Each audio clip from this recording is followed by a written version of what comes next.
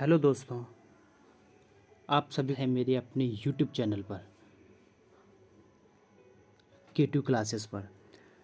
देखिए दोस्तों, ये जो सेशन चलने वाला है आपके आने वाले एग्ज़ामों यानी कि coast guard, GD, DB, navy, tradesman के लिए बहुत ही बेनिफिशियल होगा। आप सभी इन क्लासों को डेली अटेंड कीजिएगा और अपने एग्ज़ाम में अपने नंबर को बूस्ट कीजिएगा। ये जो सेशन चल रहा है आपके एग्ज़ाम के लिए बहुत ही बेनिफिशियल रहेगा। इस सेशन में आपको सभी सब्जेक्ट की क्लासेसें मिलेंगी, सबसे अच्छी और सबसे पहले क्लासें मिलेंगी। और इसमें ना आपको अभी मैथ वाला सेशन चल रहा है जो कि आप देख रहे होंगे। इसमें 20 क्वेश्चंस हैं और ये वो क्वेश्चंस हैं जो कहीं ना कहीं पिछले एग्ज़ामों में पूछे गए हैं। ये क्वेश्चन वहीं से उठाए गए हैं और ये क्वेश्चन आपके आने वाले एग्ज़ामों में आने की संभावना है इन्हीं क्वेश्चनों की। और ये क्वेश्चन नहीं तो इससे रिलेटेड सभी क्वेश्चन आपके एग्ज़ाम में आएंगे और आपको बहुत ही फ़ायदा होगा इस क्लास से। तो देखते रहिए ये क्लास और अपने नंबर को बूस्ट कीजिएगा और अपना एक नंबर पक्का कीजिएगा, अपनी एक शीट पक्की कीजिएगा। ठीक है, तो चलते हैं अपने क्वेश्चनों की तरफ। तो देखिए पहला क्वेश्चन दे रखा है, यदि 3:7:7:14 हो तो ए का मान ज्ञात करना है। तो देखिए इस क्वेश्चन को किस प्रकार करेंगे। जो अनुपात होता है उसे बट्टे के रूप में लिख देते हैं, जो समानुपात होता है उसे बराबर है। और ये यानी कि 3/A बराबर 7/14। ठीक, 7/14। ओके, देखिए तो इसे कैसे हल करेंगे। देखिए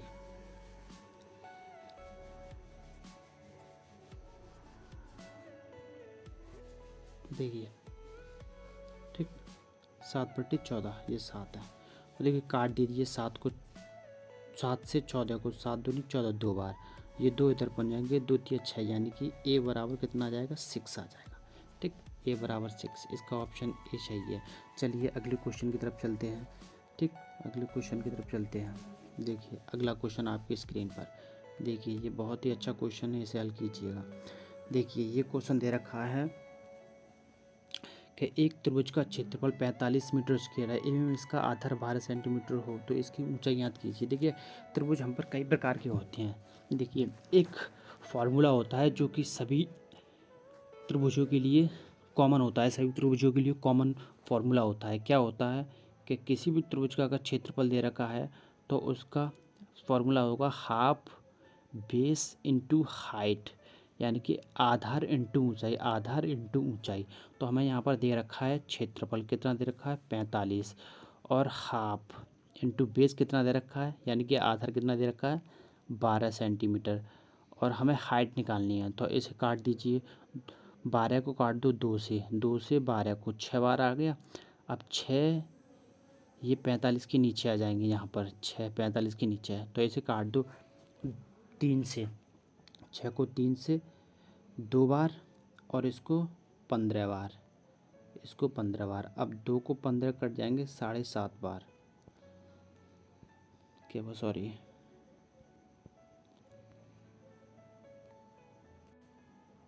देखिए ये 15 जो है 2 से 7.5 बार कट जाएंगे। तो जो हमारी हाइट है कितनी आ जाएगी, 7.5 हमारी हाइट आ जाएगी, 7.5, यानी कि सी ऑप्शन इसका सही हो जाएगा। चलिए अगले क्वेश्चन की तरफ चलते हैं। देखिए अगला क्वेश्चन, तीसरा क्वेश्चन आपकी स्क्रीन पर, बड़ा अच्छा ही क्वेश्चन है, हल कीजिए इसे। देखिए तीसरा क्वेश्चन, देखिए तीसरा क्वेश्चन बोल रहा है कि एक पहाड़ी की चोटी एक मीनार के पाद से, एक जो पहाड़ी की चोटी है वो मीनार के पाद से, ये मीनार का पाद से कितने का कोण बना रही है, 60 का, 60 का कोण बना रही है। ठीक, 60 का कोण, और मीनार की चोटी से, मीनार की चोटी इससे, चोटी से पहाड़ी के पाद के साथ उन्नयन कोण 30 का है। पहाड़ी के पाद के साथ कितने कोण, 30 का, 30 का है। तो मीनार की ऊंचाई 50 सेंटीमीटर दे रखी है, ये 50 सेंटीमीटर दे रखी है। तो पहाड़ी की ऊंचाई यानी कि ये हाइट, इसकी एच हाइट पूछ रहा है। ठीक, हाइट। तो सबसे पहले ये समझिए, जब मीनार की हाइट 50 दे रखी है तो ये पहाड़ी की जहाँ तक मीनार के बराबर है तो इसकी भी तो 50 रही होगी कहीं ना कहीं। ठीक, जब ये पूरी एच है और ये 50 है तो ये मान लो कुछ बची होगी एक्स, इसे एक्स मान लो, और ये मान लो इनकी दूरियां जो कि 22 मीटर है। तो लगा दो एक त्रिभुज का फार्मूला। तो देखिए सबसे पहले इस वाले त्रिभुज पे लगाते हैं हम। ठीक है, सबसे पहले इस वाले त्रिभुज पे लगाते हैं। देखिए ये वाला जो त्रिभुज है ये इस पे लगा देते हैं। इसका कोण कितना बन रहा है 30। तो पता है tan 30 बराबर लंब बट्टे आधार, लंब कितना 50, आधार कितना h। तो कितना हो जाएगा tan 30 का 1/√3 बराबर 50 बट्टे h, सॉरी बाई चल रहा है ये बाई 50 बट्टे बाई। तो बाई की वैल्यू यहाँ से कितनी आ जाएगी, बाई की वैल्यू आ जाएगी 50√3, ठीक है ना, 50√3।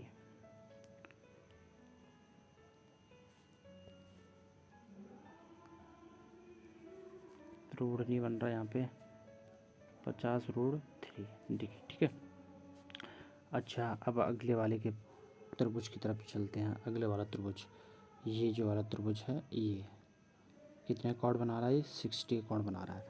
तो लगा दो tan 60, हाइट कितनी है इसकी 50 ये और x ये, तो बराबर 50 प्लस x बट्टे बेस कितना है 22 दे रखा है। तो tan 30 की वैल्यू कितनी होती है √3, 50 प्लस के h, और बाई की वैल्यू कितनी दे रखी है 50√3। देखिए तो इसे हल कर लीजिए, इसका इसमें मल्टीप्लाई होगा तो √3 का जब √3 में मल्टीप्लाई होता है तो 3 आ जाता है। 3 का हाँ 3 का इंटू यार मल्टीप्लाई जब 50 में होगा तो कितना हो जाएगा 150। ठीक, बराबर ये कितना है 50 प्लस के x। अच्छा यहाँ से x की वैल्यू कितनी आ जाएगी 100, यहाँ से x की वैल्यू आ गई 100। अब देखिए यहाँ से x की वैल्यू 100 आ गई, तो ये जो x की वैल्यू है यहाँ से ये 100 आ गई और ये 50 दे रखी है। तो h यहाँ से कितनी निकल आएगी 150, h यहाँ से कितनी निकल आई 150, ये 100 और ये 50, 150। यानी कि ये पूछ रहा है पहाड़ी की ऊंचाई, तो पहाड़ी की ऊंचाई कितनी आएगी 150। तो इसका ऑप्शन हमारा ए सही हो जाएगा। ठीक है, आप सभी को समझ आया होगा। चलिए अगले क्वेश्चन की तरफ चलते हैं। देखिए अगला क्वेश्चन, देखिए अगला क्वेश्चन बोल रहा है कि किसी विद्यालय के 40% विद्यार्थी फुटबॉल और 50% विद्यार्थी क्रिकेट खेलते हैं। यदि 18% विद्यार्थी ना तो फुटबॉल खेलते हैं और ना ही क्रिकेट, तो कितने प्रतिशत विद्यार्थी दोनों खेल खेलते हैं। देखिए समझिए इस क्वेश्चन को। तो देखिए मान लीजिए ये विद्यार्थी हैं, इसमें से दोनों खेल खेलते हैं, तो कितने प्रतिशत विद्यार्थी दोनों खेल खेलते हैं। मान लिया हमारे दोनों खेल खेलने वाले विद्यार्थी x हैं, दोनों खेल खेलने वाले विद्यार्थी x हैं। तो मान लीजिए ये फुटबॉल वाले विद्यार्थी हैं और ये क्रिकेट वाले विद्यार्थी हैं। तो फुटबॉल खेलने वाले कितने हैं 40 हैं, फुटबॉल खेलने वाले 40। ठीक, तो 40 माइनस के x ये खेलेंगे, 40 माइनस के x। ठीक, 40 माइनस के x ये, और ये 50 माइनस के x।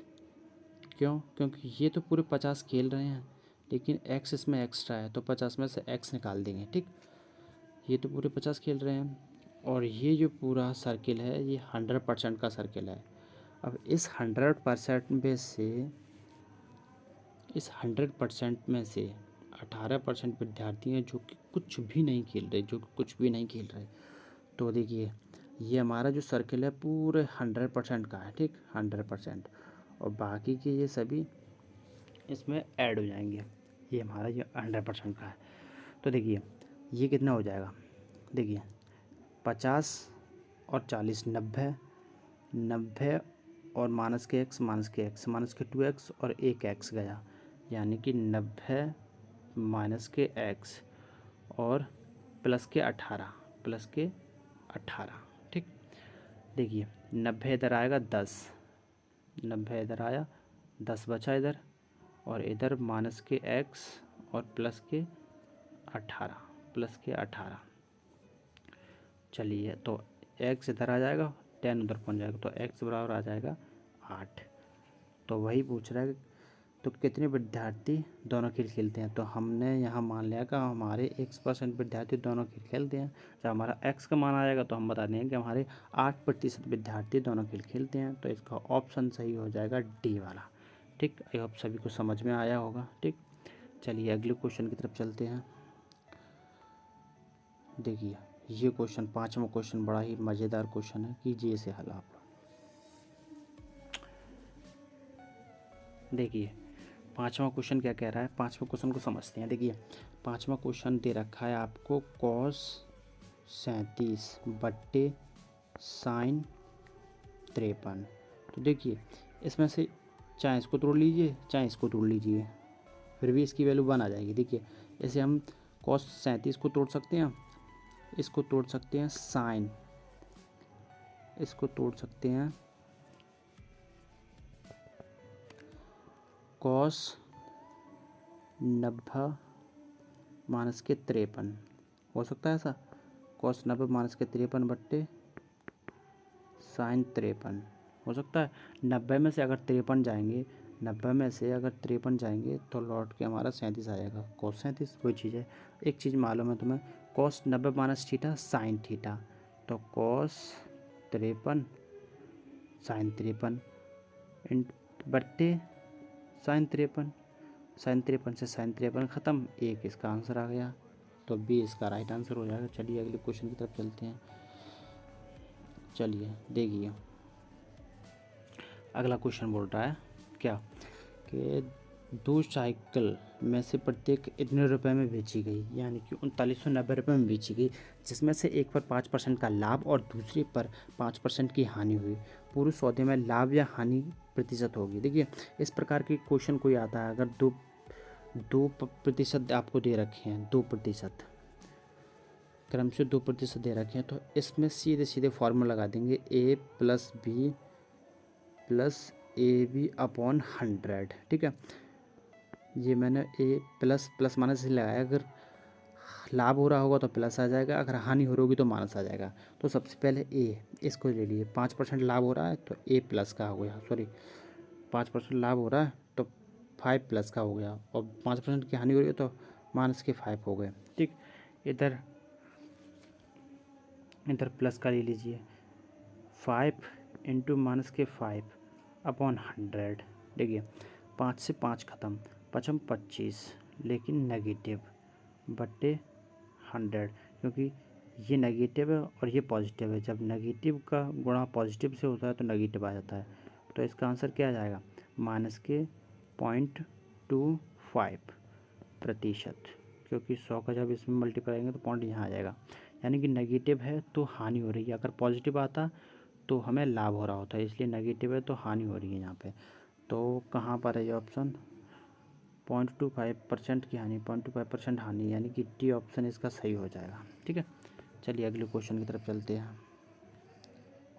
देखिए इस क्वेश्चन को कीजिएगा, इस क्वेश्चन को कीजिए, बड़ा अच्छा ही क्वेश्चन है। देखिए ये क्वेश्चन क्या कह रहा है, यदि x अनुपात y बराबर के 3:4 हो तो इतने का मान क्या है। देखिए x अनुपात y बराबर दे रखा है 3:4।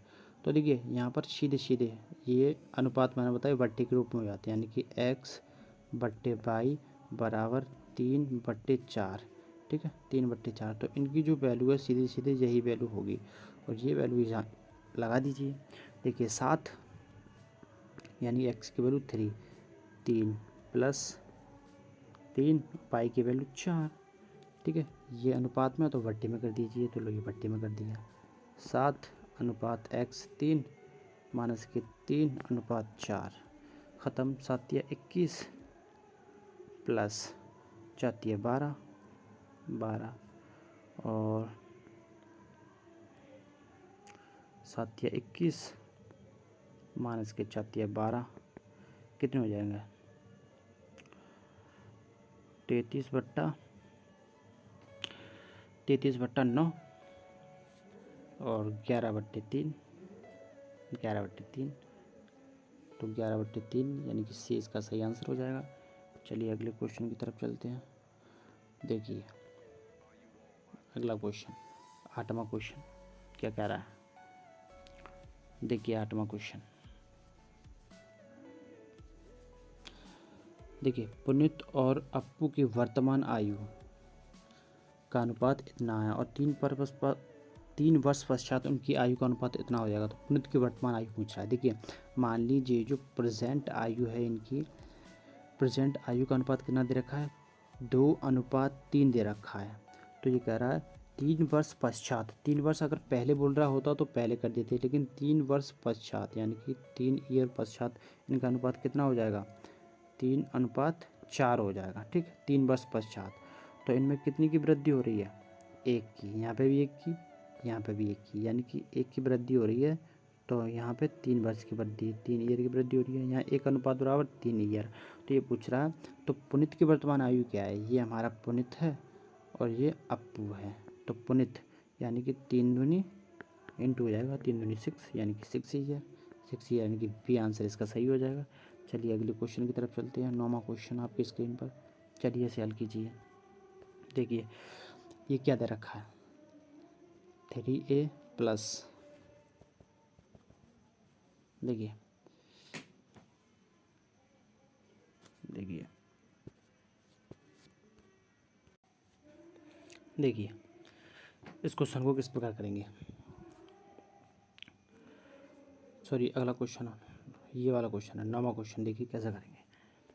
देखिए दे रखा है 3a प्लस के 5b बट्टे 3a माइनस के 5b बराबर के 5 हो तो a अनुपात b बराबर क्या होगा? तो a अनुपात b का मान इसमें पूछ रखा है। तो देखिए 3a प्लस के 5b बट्टे 3a माइनस के 5b बराबर के 5, या तो सीधी सीधी कर दीजिए, इसका इसमें मल्टीप्लाई कर दीजिए सीधी सीधी। तो ये होगा 3a प्लस के 5b बराबर 5 15a प्लस के वो माइनस 5 25b। अब b अलग a अलग कर दीजिए। देखिए 3a ये है, 5a ये है, ये इधर ले आएंगे नेगेटिव हो जाएंगे और ये 25 है और ये 5 है, इधर आएंगे तो ये पॉजिटिव हो जाएंगे। 25 और 5 कितने हो गए? 30b बराबर ये 3 जाएंगे तो 12a। तो यहाँ से कितना आ जाएगा? 3 एकम 3, 3 चौक 12 यानी कि 5 यानी कि 2, यानी कि यहाँ से 2a बराबर 5b यानी कि ab बराबर 5 2 यानी कि ab का अनुपात 5 2। 5 2 किधर दिख रहा है? ये रहा b में। चलिए अगले क्वेश्चन की तरफ चलते हैं। 10वां क्वेश्चन आपकी स्क्रीन पर। देखिए यदि एक खेल गुब्बारे की, कहाँ गया ये? देखिए यदि एक खेल गुब्बारे की परिधि 12 सेंटीमीटर से बढ़कर 25 सेंटीमीटर कर दिया जाए तो इसकी अर्धव्यास में वृद्धि। देखिए गुब्बारे की बात कर रहा है तो इसकी परिधि की बात कर रहा है तो रहा होगा एक गोला ही ना, गोला रहा होगा। तो इसका कुछ केंद्र बिंदु भी होगा। केंद्र बिंदु से परिधि तक की दूरी क्या होगी? त्रिज्या होगी। ठीक, त्रिज्या होगी। तो गोले की परिधि क्या होती है? 2πr बराबर कितनी दे रखी है? 20 दे रखी है। लेकिन अगली बार क्या होता है कि 2π एक कोई बड़ा आ जाता है तो उसकी परिधि जो है 20 से 25 हो जाती है। तो पूछ रहा है कि इसकी अर्धव्यास में वृद्धि कितनी होगी। अर्धव्यास क्या होता है? यहाँ से ये यहाँ पूरा क्या होता है? देखिए यहाँ से यहाँ ये पूरा होता है व्यास। अगर इसका आधा कर दें तो ये हो जाती है हमारी परिधि। ये हमारी हो जाती है परिधि, यहाँ से यहाँ तक परिधि, सॉरी त्रिज्या। ये पूरा हमारा व्यास होता है, यहाँ से यहाँ तक की इसकी त्रिज्या हो जाती है, यानी अर्धव्यास भी बोलते हैं हम त्रिज्या को। तो इनका अंतर कितना हो जाएगा, इनका अंतर 5 हो जाएगा, और इनका यानी कि 2 पाई r माइनस के r बराबर 5। तो r माइनस के r कितना हो जाएगा 5/2 पाई, यानी कि इनकी वृद्धि कितनी हुई, r से माइनस r होने के लिए 5/2 पाई हो गई, 5/2 पाई। ठीक है, चलिए अगले क्वेश्चन की तरफ चलते हैं। 11वां क्वेश्चन करिए। देखिए 11वां क्वेश्चन क्या कह रहा है, 11वां क्वेश्चन क्या कह रहा है कि दो संख्याएं एक तीसरी संख्या से क्रम से 20% और 50% अधिक हैं, तो इन दो संख्याओं में अनुपात क्या होगा। देखिए कितनी संख्या दे रखी है, 3, 1 2 3, 3 संख्या दे रखी हैं। ये कह रहा है दो संख्याएं एक तीसरी संख्या से, मान लीजिए तीसरी संख्या कितनी है 100, तीसरी संख्या से 20% अधिक है। पहली वाली 120 हो जाएगी, दूसरी वाली 50% अधिक है तो 150 हो जाएगी। तो इन दोनों संख्या का अनुपात, ये इन दोनों संख्या का अनुपात कितना हो जाएगा, निकाल लीजिए इनका अनुपात। 0 से 0 खत्म, 3 चौक 12, 3 पंजे 15, यानी कि 4:5, 4:5 बी में आ रहा है। ठीक, अगले क्वेश्चन की तरफ चलते हैं। देखिए अगला क्वेश्चन क्या कह रहा है, अगले क्वेश्चन में ए और बी की वार्षिक आयों में इतने तथा वार्षिक व्यय में इतने का अनुपात है। यदि वर्ष के अंत में उनमें से प्रत्येक यानी ए बी और बी अलग अलग अपनी 600 रुपये बचाते हैं, तो ए की वार्षिक आय क्या होगी। तो देखिए हम बात करते हैं सिर्फ ए की जो है वार्षिक आय कितनी है 4, वार्षिक आय कितनी है 4। अच्छा, तो उसका वार्षिक व्यय कितना है 3, व्यय कितना हो गया 3। ये तो हो गई आय, ये हो गया व्यय, यानी कि व्यय। आय का मतलब वो एक महीने में इतने रुपए कमाता है और उसमें से 3 रुपये खर्च कर देता है, तो बचाता कितना है, 1 बचाता है। कितना बचाता है, बचत कितनी हो गई, 1 बचत हो गई।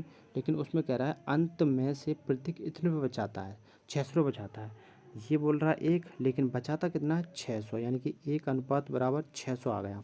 तो इतनी आय कितनी हो जाएगी, तो 600 में इसका मल्टीप्लाई 6×4 = 24, यानी कि 2400 इसका आंसर हो जाएगा। उसकी आय 2400 हो जाएगी, 2400 यानी कि बी इसका सही आंसर हो जाएगा। ठीक है, चलिए अगले क्वेश्चन की तरफ चलते हैं। देखिए 13वां क्वेश्चन क्या कह रहा है, देखिए 13वां क्वेश्चन क्या कह रहा है कि यदि a बट्टे बी की घात x माइनस के बी बराबर के b बट्टे a की घात x माइनस के 3 हो, तो x की वैल्यू याद करनी है। तो देखिए इस क्वेश्चन को किस प्रकार हल करेंगे। देखिए a बट्टे बी दे रखा है और इसकी घात दे रखी है हमें x माइनस के 1 बराबर के b बट्टे a दे रखा है और इसकी घात दे रखी है हमें x माइनस के 3। तो देखिए क्या करेंगे कि a बट्टे b और x माइनस के 1 बराबर, देखिए इनको हम पलट देंगे ना तो इनकी चिन्ह चेंज हो जाएंगे। अगर a बट्टे बी कर दें हम तो इनके चिन्ह हो जाएंगे 3 माइनस के x। ठीक, 3 माइनस के x। अब देखिए अगर हमारे बेस अगर समान होते हैं, अगर हमारे बेस समान होते हैं तो इनकी घातें जो हैं बराबर हो जाती हैं। तो x माइनस के 1 बराबर 3 माइनस के x, ये x इधर आ जाएगा यानी कि 2x और 1 उधर पहुंच जाएगा तो 4, यानी कि x बराबर की 2। तो यहाँ x की वैल्यू पूछ रहा है तो इसका आंसर हो जाएगा डी। ठीक, अगले क्वेश्चन की तरफ चलिए फ्रेंड्स, तो आज का सेशन हम अपना यहीं ख़त्म करते हैं। 13 क्वेश्चन हुए हैं, लेकिन आगे से अगली क्लासों में आपको 2020 यानी कि आपको सभी आने वाली सभी क्लासों में आपको 20-20 क्वेश्चन मिलेंगे। मैथ के जो है आपको 20 क्वेश्चन मिलेंगे और अच्छे से उनका रिवीजन करेंगे और अच्छे से उनको हल करेंगे। आपके सभी जो क्वेश्चन हैं आपके एग्ज़ाम से ओरिएंटेड क्वेश्चन रहेंगे, तो हम उनको हल करेंगे, सभी एग्ज़ाम से ओरिएंटेड क्वेश्चंस। चलिए तो हम, हाँ अगर दोस्तों आपको ये वीडियो अच्छी लगी हो और आपके एग्ज़ाम के ओरिएंटेड से ये वीडियो आपको फ़ायदा दे रही है तो आप मेरे चैनल को सब्सक्राइब कीजिएगा और मेरी वीडियो को लाइक कीजिएगा और इसे शेयर कीजिएगा अपने दोस्तों को ताकि उन्हें भी एग्ज़ाम के लिए सहायता मिल सके। Thank you.